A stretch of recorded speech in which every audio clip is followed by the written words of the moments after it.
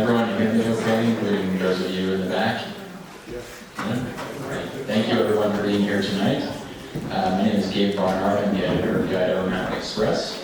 Welcome to the Express's Pizza and Politics Forum, which is a nonpartisan event that we've hosted for more than 45 years.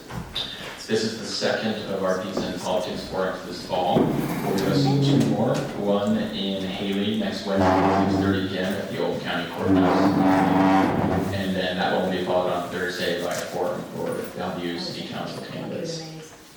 Before we get started, if everyone could please turn off your cell phones. Thank you. And thank you very much, Junior Contingent Hall, for allowing us to host the event here tonight. Tonight you'll be hearing from three candidates running for Sun Valley City Council. The candidates are Mike Birchmore, over here on the right, Keith Sachs in the middle, and Jeff Tickner here on the left. The top two vote getters in this race will be elected to 4-year terms beginning in January. There was a fourth candidate in this race, Bill Costigan. He notified us on Wednesday that he is withdrawn from the race. So the candidates here tonight will begin each section of the forum. They'll begin the forum with opening statements of 2 minutes each. Then we'll move on to some questions from the media, which includes my colleague here in the front row, Caitlin Grant. Are there any other members of the media here? Could you go ahead and state your name and your publication? Sarah Lurie, 5B Gazette, and I'm also a Sun Valley resident. Thanks, Sarah. The candidates will have 30 seconds to answer questions from the media, in addition to 30 seconds for all the other questions that are asked tonight. After questions from the media, we'll move on to questions from the audience. And then candidates will get to ask a question of each other. If you are asking a question, and this goes for everyone, please pose your questions that all candidates can answer it rather than targeting a specific candidate. And you will have 15 seconds to ask the question, so please get to the point. After the questions, we'll go into closing statements from each candidate of 1 minute each. And candidates, I ask you to speak directly and distinctly into the microphone so that everyone can hear you clearly. And we're all going to share this microphone tonight. In the front row is my colleague Allison Kindred, who's holding a stop sign. She will hold that up when you've reached the 30 seconds allotted for your response. And if you're at the end of a sentence, please finish it. Please do not start a new thought once the stop sign goes up. So with that, we'll go ahead and get started with the opening statements. You want to go ahead and start? Sure. Would you like me to stand or? Yeah. Stand. Hi. Two thoughts. First, why am I running? I've been coming here for 30 plus years. I've owned a home for 25 plus years. My kids and I love it. I'm going to leave my house to them with the hope that they hope that they'll be able to raise their kids like I've been able to raise our kids.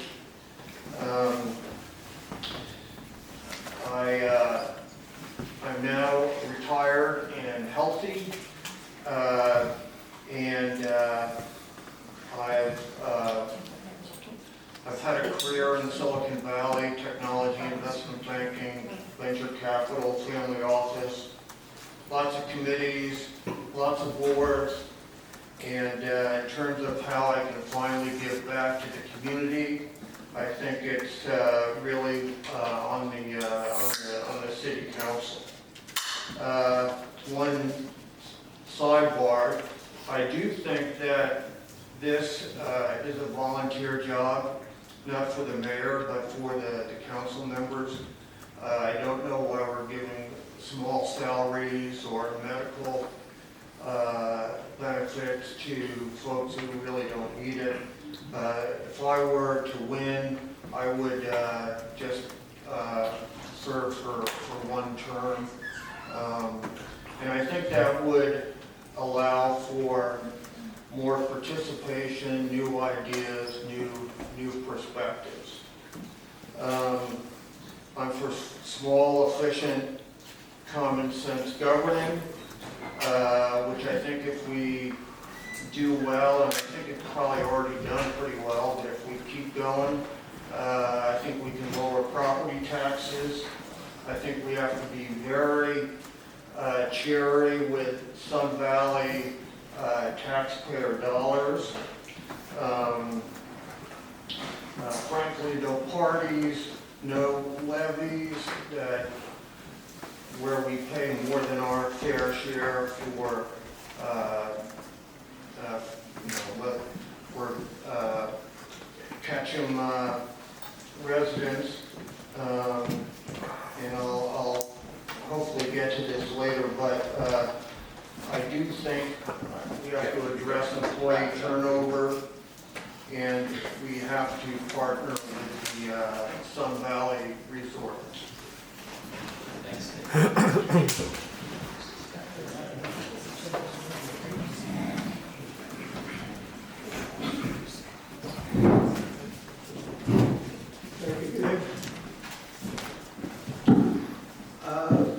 Many of you know me, my name is Keith Sachs.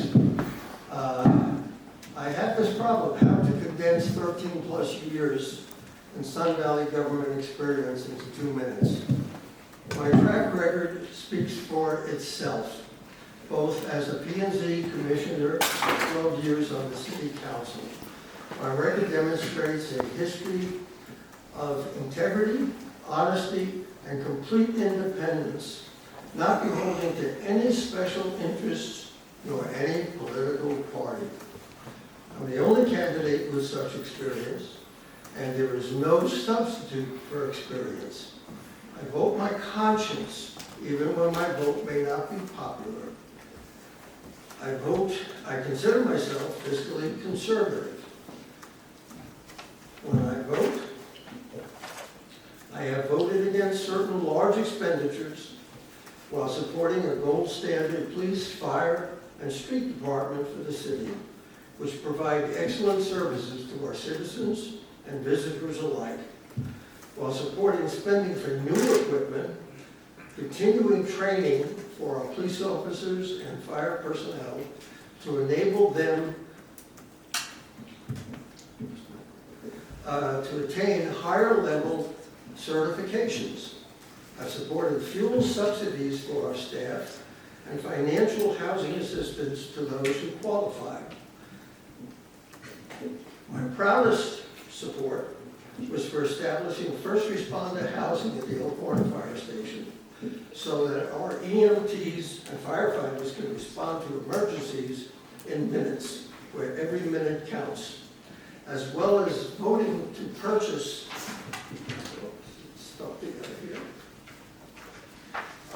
our ladder truck, because our old one was not reliable.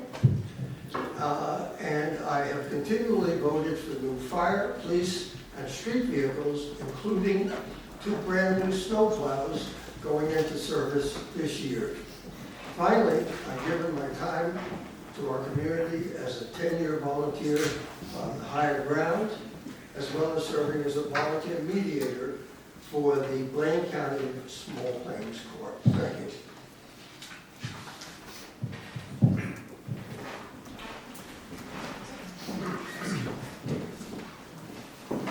Hello, I'm Mike Birchmore, and thank you so much for all of you coming out tonight. It's so good to see people that are interested in our local politics. I've lived here for almost 20 years. My family and I moved here in 2006. We lived here full time. My kids were raised on Juniper Road in Twin Creeks, and all 3 of the kids graduated from local high schools. When I came here, I was so happy to be here that I felt it was my obligation to give back to the community. Since that time, I've been on the board of the Blaine County Education Foundation. I've been on the BCRD board for 8 years, 6 of those years being president, and I'm currently on the Business Sun Valley board. I was appointed to the city council last September to replace somebody who had to resign, and I had previously been on the Planning and Zoning Committee. The things I want to focus on are providing the best fire, police, and emergency services that we can afford. I want to make sure that our streets are in good shape, no potholes, and they're cleared from snow quickly in the wintertime. We just bought 2 new snow plows, and so I think Terrence is happy about that. So, and the other things I want to focus on is making sure that our neighborhoods are safe for everyone to be out there. And that one of my main focuses in the future will be on fire-wise and making sure that our community can defend against wildfires. I think we've made some steps in the right direction by changing city codes, but there's more that we can do. And I want to make sure that we have open and transparent communications, and so anybody that could talk to me, please do. Thank you very much for being here.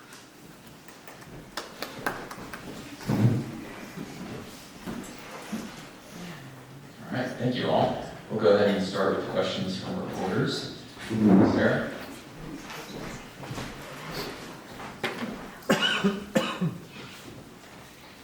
I'm going to ask as a member of the press, but also as a Sun Valley resident. Right now, there is a major leak that's been happening and emptying into my yard for the past 6 months. When I talked to the water department today, as they're trying to figure out what's going on, they said they've fixed no less than 30 of these same main breaks over the summer. How are we investing in our infrastructure?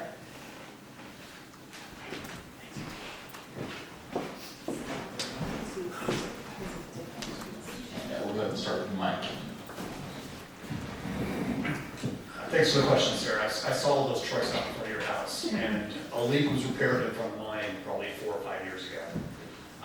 I think those things are run by the Sun Valley and Ketchum Water District. So, I mean, that's not really the city's responsibility.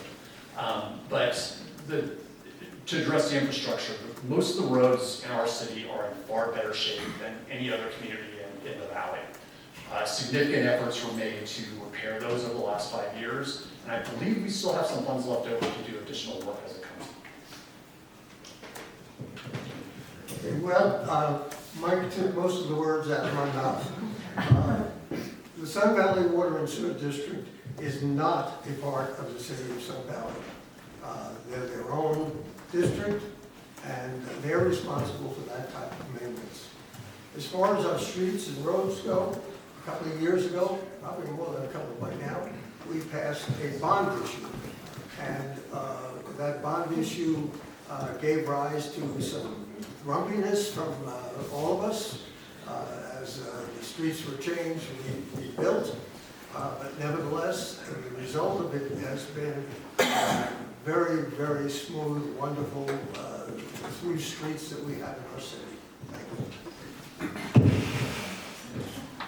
Yeah, I would need to get up to speed on the infrastructure issues. The question that immediately came to my mind was, do we have the appropriate staffing?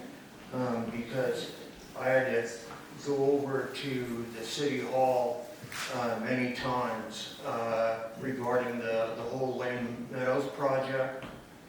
And every time I went over, I had to deal with a new team because the previous team had left, so I had to spend my time getting them up to speed. So for me, I really need to, I think we need to look at the staffing to make sure that they're happy, they're not leaving, and the citizens are getting the right service. Thank you all. We'll go to Caitlin for the next one. Hello. What should be the city's top priority and why? And Keith, we'll start with you. Well, I would largely say that our top priority is more or less keeping the status quo and tweaking it as necessary. I think as a city, we have an outstanding track record of fiscal responsibility and responsiveness to our citizens. Yeah, so for me, as I made in my introductory statement, it's all about fire. We live on the urban wildland interface, and we need to make sure that we can do as much as we can to make sure our city survives. There are things that we could do. We could continue to enforce the new codes that we've established and hope that the architects will follow those rules. If they don't, then we need to tighten them up. So for me, the most important thing is looking at fire safety. Mine may surprise you, but the last 2 months I've been pounding the pavement, pardon me? Oh, sorry.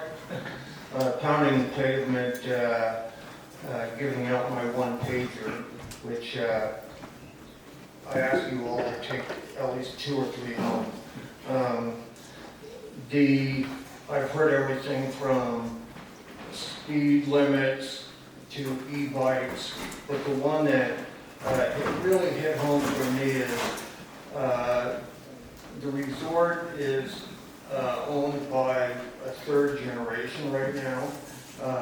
They're in their 50s and 60s, and who knows what's going to happen, but it's been mentioned to me that the city is not up to speed on the inventory they own of land in the city of Sun Valley, and I think we need to get ready if and when necessary.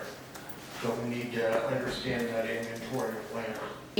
And Mayor Hendricks is the chair of the Sun Valley Water and Sewer District. So does he update the council regularly on what's happening with the sewer district?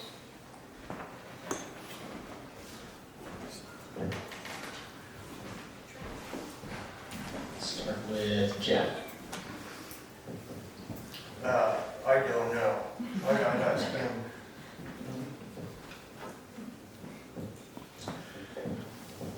I would say not normally.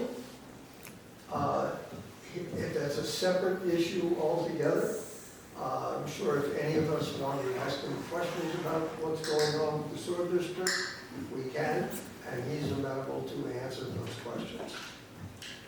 Yeah, I've not received any update. Thanks. Caitlin? Oh, great. The next question goes to fire, actually. Do you believe Sun Valley should consolidate firefighter services with other Blaine County agencies? Why or why not? We'll start with Mike this time. So I think currently our focus right now is on making sure that the fire department that we have a partnership with the North Blaine County Fire District. And so that basically covers the west side of the highway from Mid-Valley all the way up, I guess all the way north. And our fire department was the first on scene at the Lake Creek fire that recently occurred. To tell you the truth, I've only been doing this for a year, and we just signed an ambulance district contract that looks at our fire department, and they've trained up all of our firefighters to make sure that they are as qualified as they can be. The short answer is no. I think if it ain't broke, you don't fix it. I think we have a superior fire department, highly rated, very, very well equipped, to which the existing council has supported all the financial issues that go toward it. And as Mike said, we already have an extensive geographical coverage, and I couldn't be happier with our fire department, so I don't want to mess with it. I think it's local governing 101, given how small these communities are and these departments are, to have done studies on whether we should consolidate fire, police. One of the things I did hear when I was making the rounds was we have maybe too many policemen. I don't know if that's true or not, but they seem to be everywhere. I would ask that if you've got a follow-up, include it in your closing statement. All right, we have one more question from Caitlin. Okay, everyone's favorite topic, e-bikes. What actions would you support for combating reckless e-bike use? All right, and we'll start with Jeff. I I don't know. I see a lot of e-bikes. I know it's something that needs to be addressed. And I did go to the last council meeting. And it just came up as, yeah, it's something we need to look into it. Clearly, we need to look into it.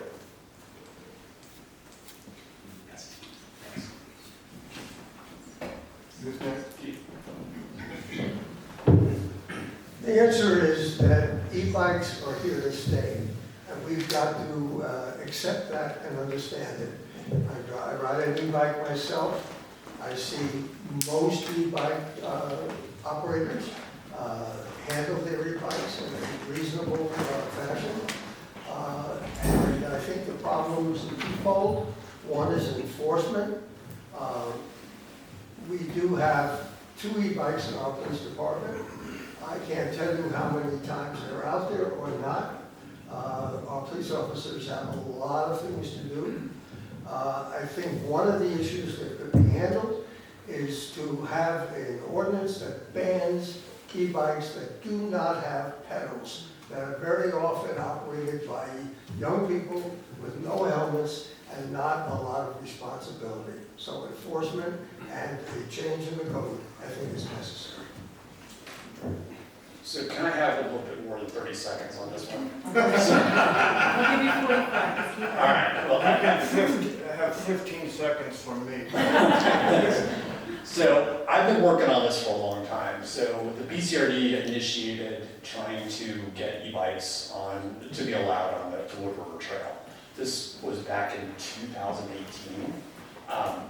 So there's a quirk in the Sun Valley Code. So Sun Valley, since 2001, has allowed the use of e-bikes on our trails. It was originally done to ban those Segway things. Somebody in the village wanted to set up a Segway tour. So there was a code created in 2001 that said nothing over 750 watts.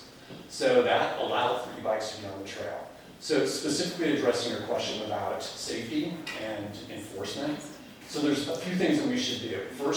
First off, I think we don't have a mandatory helmet law for children. That is something that we should go for right away.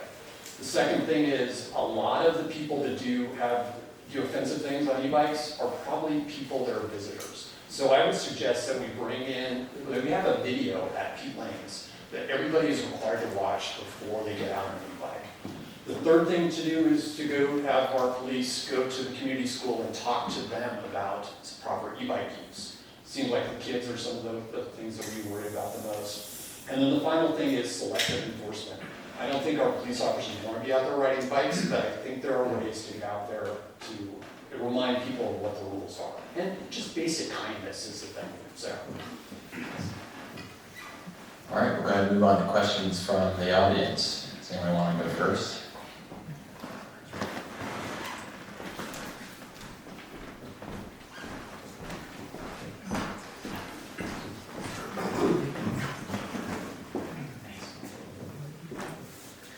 Local option tax represents 1/3 of the city's budget. Are you in favor of extending local option tax at this election? And if not, how would you propose to cut services in order to make the property tax cover the budget without local option tax?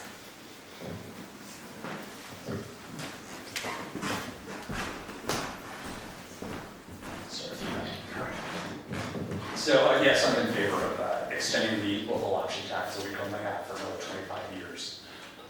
It supplies probably 50% of our police and fire and emergency services. And so if it goes away, those are the areas that we're going to have to reduce. And I don't think the citizens of Sun Valley would want that. It's actually collecting more than we collect in property taxes, and it's allowed us not to raise property taxes as many other cities have to do on an annual basis. The short answer is absolutely yes, we need to extend it. Mike has taken some of my answers, but it is what keeps maintains our ability not to raise on real property taxes, as we have not done at least in the 12 years, almost 12 years, that I've been on the council, and I believe not for some period of time before that. I think it is totally necessary for this city to maintain all the services that come with having a very, very vibrant tourist economy.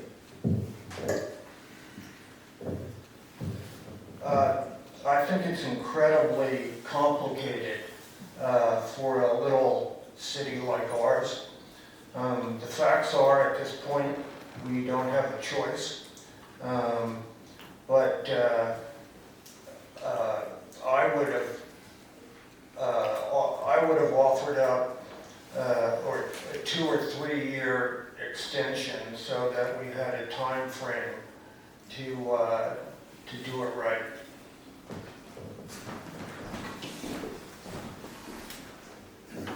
Next question.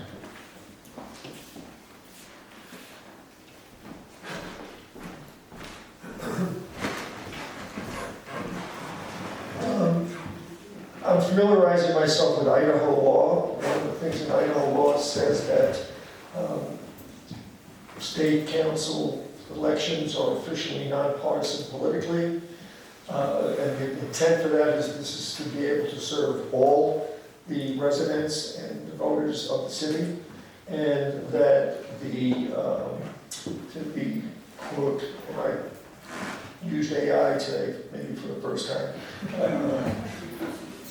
to focus on community special needs rather than on broader political party platforms. Yes, the question is, and it came from one of the candidates, but it's for everybody to address.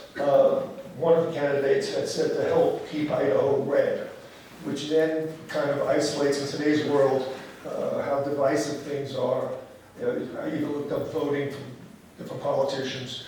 How do they feel about a statement like that for the city of Sun Valley? Agenda for city council meetings on the order. About 2 years ago, he moved the public comment period from the beginning of the meeting to the end of the meeting, which I believe stymies public comment, since most citizens don't want to sit through a 3 or 4 hour meeting for a 2-minute question. So my question is, if you are elected, will you ask and will you encourage the mayor to restate the public comment period at the beginning of the meeting rather than at the end of the meeting? Thanks. And we might be out of order here. We'll start with Jeff again. Yes. I can ask, but the mayor has the jurisdiction. Let's keep that in mind. I would say yes, I will ask. I work for all of you, so, that's, public comments are important. Next question.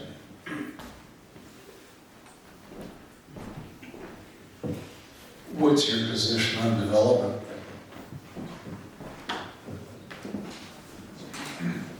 So I think development is important for our community. We need, so right now, most of the buildable lots have already been filled, so there's very few left over. Those that are remaining should be developed carefully to make sure that they maintain the quality of our community. I couldn't say it much better, so I don't want to be repetitive. We have, most of our lots are developed already, and in my view, most of the ones that are being developed now are lots that are not very suitable for economic development. I think the costs involved in just making them ready to get the first stick in the ground have to be enormous. We have a planning and zoning commission, which keeps close watch on these things, and there is a subject whereby a disgruntled party can appeal to the city council. It very, very rarely ever occurs, but it has to be done prudently, and I think it will be. And we have some new regulations in effect that will help to ensure that. Yeah, we're going to develop we're gonna grow. We have to do it right to maintain the spirit of the community and the uniqueness. I think it will be done that way.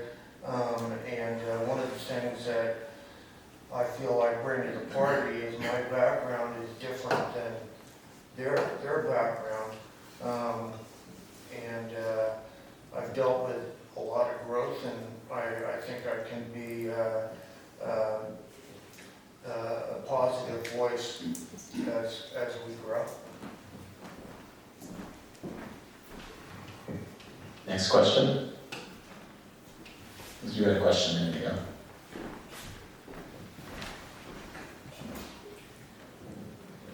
This is about a decision that was already reached by the city council about the P and Z. It was whether the P and Z should require a supermajority of at least 3 votes for a yes, or 2 when it's got the quorum of 3.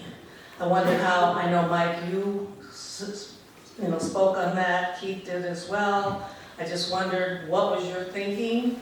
And what was your thinking? And Jeff, this probably would be new to you unless you've been here during that, but I'd like to hear why you made your decision. Thanks. So should the P&Z be required to have a supermajority to pass design review? And we'll start with Keith. Absolutely, yes. Myself and my colleague, Michelle Griffith, promoted having this done.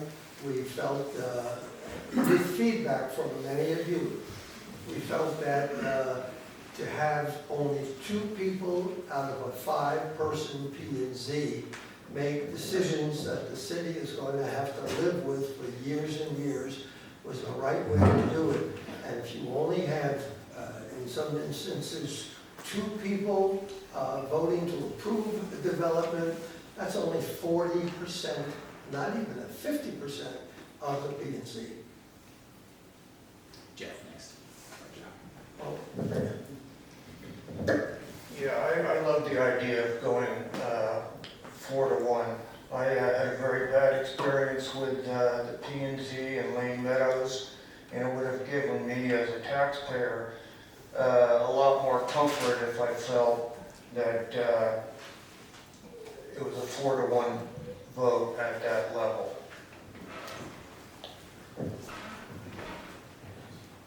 So yeah, I voted against the supermajority. The reason for that is I looked into, do any other cities in the state of Idaho require a supermajority for planning and zoning decisions? And nobody else does. And that's not a reason to vote no. But our planning and zoning committee takes it very seriously. They work hard, they want to do the right job. I felt that there's an easier way to answer this question, which is scheduling meetings so that people know, that the committee members know when it's going to occur. They can plan around that, show up. The other thing is to make sure the developers are fixed on those dates, so they're not constantly changing, so that we can have an adequate number of people there. If this doesn't work, then we can make it more difficult. Yeah, and I was also worried about it slowing down the development process. All right, one more audience question before we go into the candidate questions. Sarah Brennan, live on Elkhorn Road. Could you state whether you support the proposed roundabout on Sun Valley Road? And if you say yes, you support it, why do you think traffic justifies the expense, regardless of the fact that the federal government may be paying for a majority of that? And also, are you worried about the impact on pedestrian and bicycle traffic? So being mindful that they have 30 seconds, are you okay with the synopsis of that being, do you support a roundabout at the intersection of Sun Valley and Saddle Roads? Why or why not? Okay. Jeff first. No, I'm against it. I think the blinking light is working fine, and is actually one of my examples of how this tiny local government doesn't need to spend $4 million or whatever it is. even if it's state money or something like that. But Ken, those are the numbers that I heard. So I don't have any, this is kind of a cop-out, but I don't have an answer yet. What I want to do is hear from the community and see the designs. The thing, right now it's working well, but this is something that's going to be there for 20 years. We have to plan for the future. We know that the Sun Valley Resort and our community will be growing. So I want to see what the engineers come up with and figure out the best way to do it. I have the same concerns about pedestrian and bicycle safety in a roundabout, but at the same time, I just got back from a trip to Ireland and England where I was driving, and there were lots of roundabouts there. And they didn't have problems. I did because it was on the opposite side of the road. I need to understand what the plans look like before proceeding, before giving a definitive answer. And we need public feedback. So. Oh, sorry. I got ahead of myself. Sorry, Keith. At the present time, I am completely against a roundabout there. Let's start off with, if it ain't broke, don't fix it. That blinking light has been working beautifully. To my amazement, the aggression that you normally see about drivers is not there. People are stopping to let the other person go.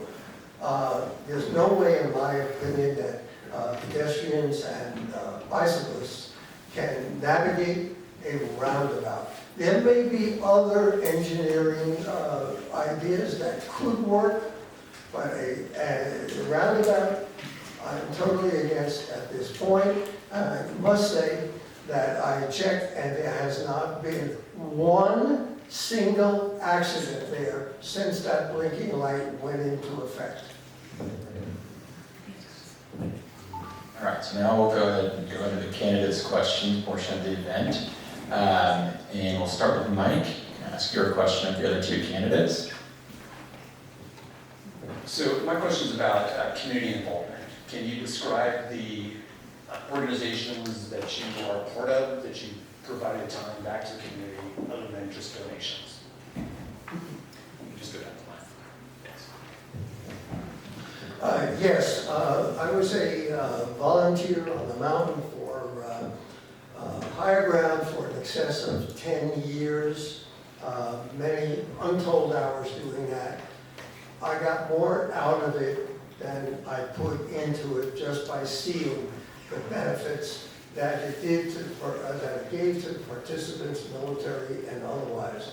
I've also spent time volunteering for the animal shelter, and I was one of the mediators, volunteer pro bono mediators for the small claims court for quite a period of time until COVID squashed it. And I've made some attempts to get it renewed to no avail.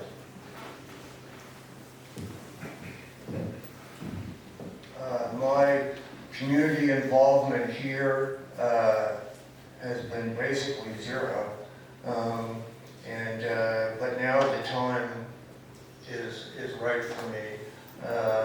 What I bring is experience from the private and the non-profit sector, both sitting on boards, committees, etc., dealing with a lot of growth. So I view that as a positive, given the growth that we all know is ahead of us, i.e. a different, fresh ideas, different perspectives, I think can be really helpful for where Sun Valley is right now. All right, Keith, you can ask your question of the other two candidates. Yes. All right. So the main economic driver in our community is tourism, having visitors come here. I've spent 8 years on the BCRD board, so I understand recreation. I know people like to Nordic ski, ride bicycles, hike on trails. The other thing is I've spent 6 years on the Visit Sun Valley board. I've worked very closely with people on the resort. I have good working relationships with both Tim Silva and Pete Sontag, the new general manager. I can work with those folks in order to make sure that our community is well represented with them, and we thrive. So.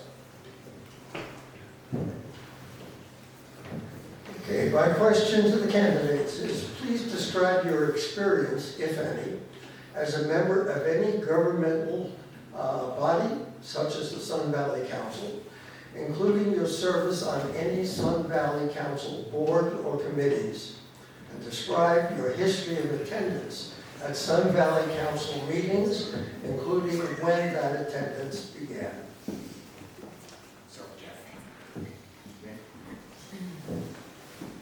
I have not been involved with a government body. Again, I view that as a positive. I think the issues that Sun Valley is going to face going forward are growth issues, and probably the best experience is business experience for Sun Valley right now. We've already got enough government experience.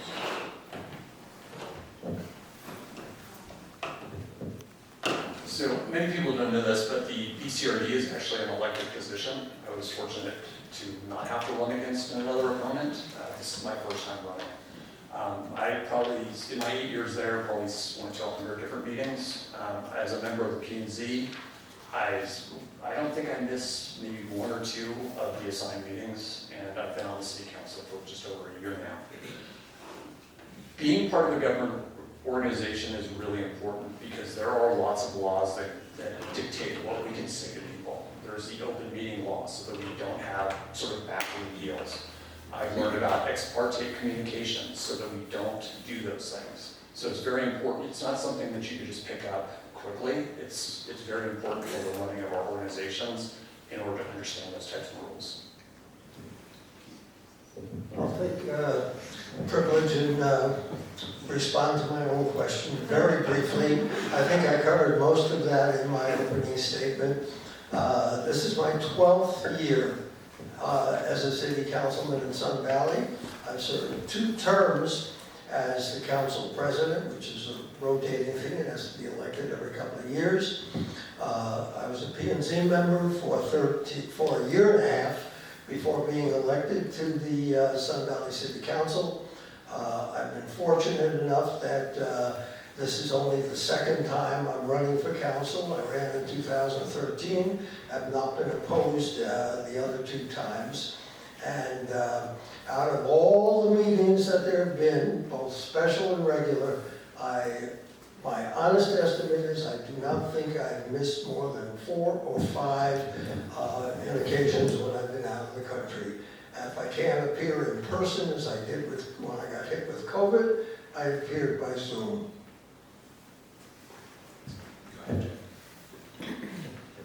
So my question is, do you agree with me that this ought to be a volunteer job and there ought to be a 1 or 2 term limit, 4 or 8 years at the most?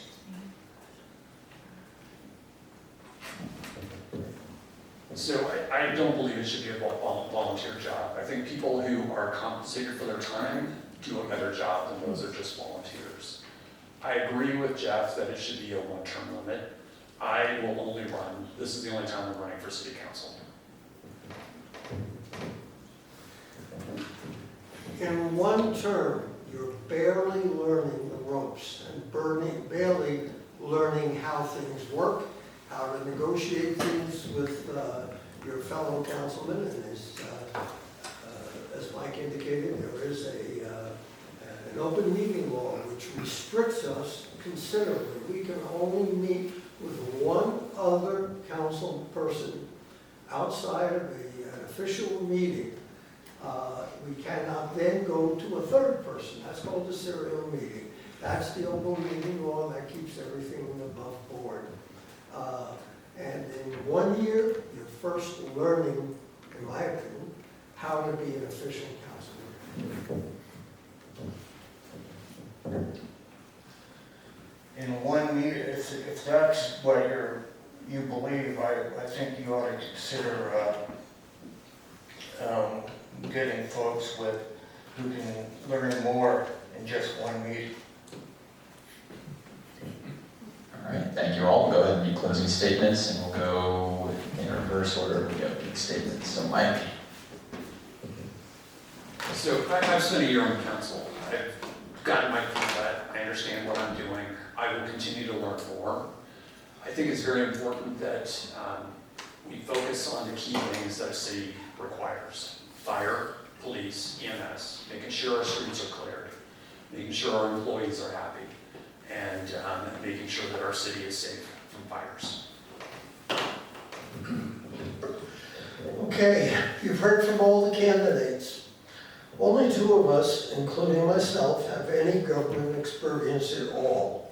You want a council person who has a proven track record of serving the citizens and visitors to Sun Valley for over 13 years, with distinction, I might add, or those who, with no governmental background, who to the date of this summary have little or no record of any attendance at council meetings. The city council is not a training camp for inexperienced council candidates who have not even bothered to serve on any city committees. And one candidate does not even seem to recognize that this is a nonpartisan election into which he has injected politics. That candidate is not Mike Birchmore. As to age, which Mr. Tickner has brought up, I understand, not at this meeting. I can only say that with age comes wisdom and experience. Thank you. Yeah, I'm not sure you're Ronald Reagan. I simply think that, obviously I'm running against Keith. I think that I would compliment Mike in terms of my business experience, investment experience, experience with growth. Again, we face big issues, not small local government issues, or at least some going forward. And I think I would compliment the 2026 City Council. All right, thank you all for being here. Thank you to all your audience members for being here. Election day is November 4th. If you need more information about election deadlines, registering to vote, the place to go is voteidaho.gov. And stay tuned to Mountain Express. We'll be publishing in the coming weeks a series of candidate questions answered in their own words. Thank you all for being here tonight.